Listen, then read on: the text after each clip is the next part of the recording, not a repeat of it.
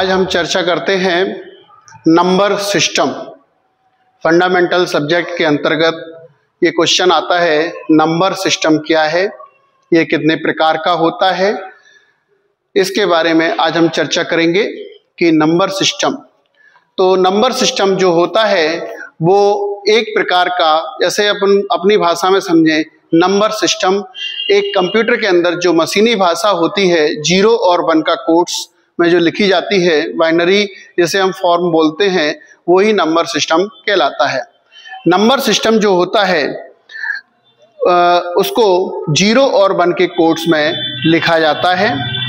अब यहाँ पर नंबर सिस्टम कई प्रकार के होते हैं। जैसे सबसे पहले हम आते हैं दशमलव संख्या प्रणाली या डेसिमल नंबर सिस्टम। दशमलव संख्या प्रणाली इसे हम हिंदी में कह सकते हैं। अब दशमलव संख्या जो प्रणाली होती है, इसके बारे में हम चर्चा करेंगे कि इसके अंतर्गत 0 से लेकर 9 तक के 10 अंक होते हैं, इसलिए इसको दशमलव संख्या प्रणाली कहा जाता है।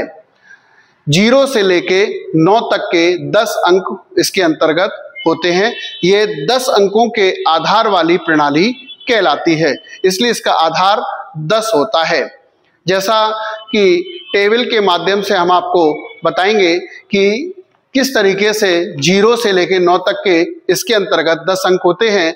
इसमें जो संकेत होते हैं वो 2 प्रकार के होते हैं। पहला होता है सिंबल वैल्यू और दूसरा होता है पोजिशनल वैल्यू। सिंबल वैल्यू और पोजिशनल वैल्यू। सिंबल वैल्यू में 0 से 9 तक के 10 अंक होते हैं और पोजिशनल वैल्यू यानी स्थाई मान में संख्या दाईं ओर से बाईं ओर लिखी जाती है। इसमें जैसे मान लीजिए 1000, सबसे पहले 1000, फिर 1000 के बाद सैकड़ा, फिर दहाई, फिर इकाई। इस तरीके से दाएं से बाएं की ओर इसमें संख्याएं लिखी जाती हैं, इसलिए इसको बोलते हैं दशमलव संख्या प्रणाली। अब दूसरा आता है दशमलव संख्या प्रणाली में आता है दूसरा बाइनरी संख्या प्रणाली। बाइनरी संख्या प्रणाली भी 2 अंकों के आधार वाली प्रणाली है।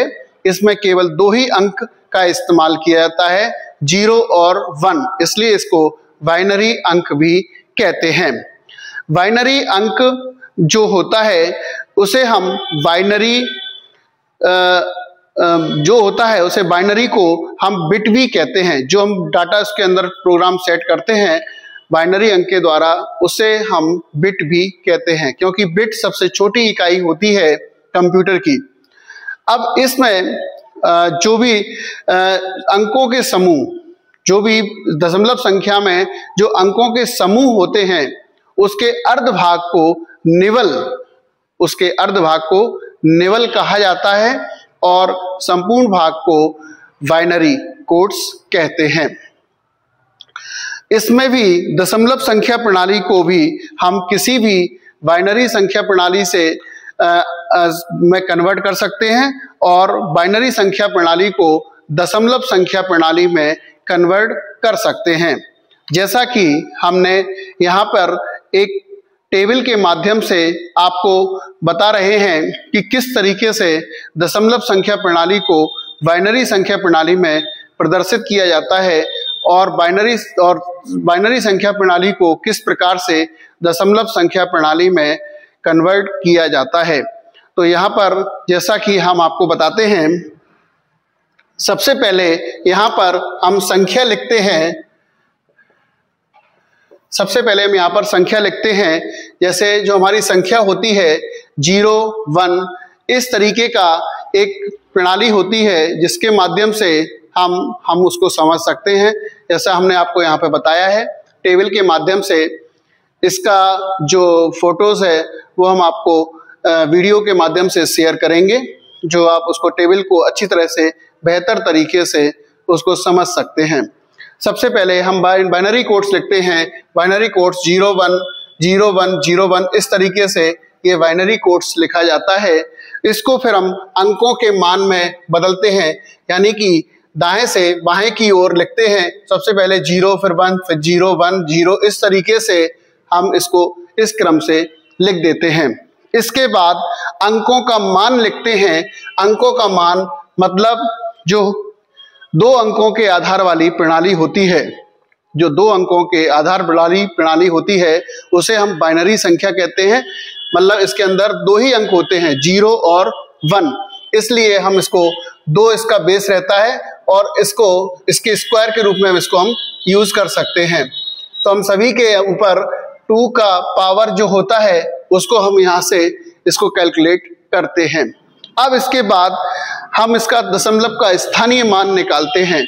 स्थानीय मान का मतलब होता है कि जो हमारा 2 का जो पावर है उसका और इसका गुणा करके हम जो भी इसमें निकालते हैं उसको हम बोलते हैं स्थानीय मान।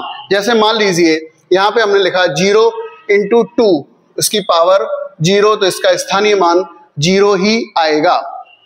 और यदि हम यहाँ पर लिखते हैं 1 × 2 की पावर 1, तो इसका स्थानीय मान 2 आएगा, क्योंकि 2 का एक ही पावर है इसलिए इसकी 2 आएगी।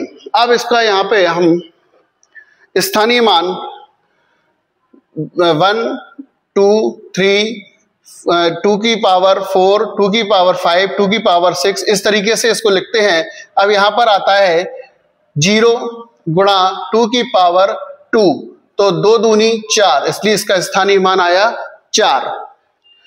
तो यहाँ पर हम फिर से समझेंगे कि ये जो हमारे बाइनरी अंक होते हैं इनका आधार होता है 2, क्योंकि इसमें 2 ही अंक होते हैं, 0 और 1, इसलिए ये 2 अंकों के आधार वाली प्रणाली होती है।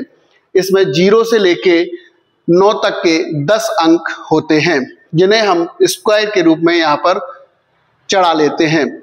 अब जो हमारे पास बाइनरी अंक हैं उन अंकों का इस अंक से गुणा करते हैं, तो गुणा करने के पश्चात जो हमारे सामने आता है उसको हम बोलते हैं दशमलव संख्या के अंकों का मान।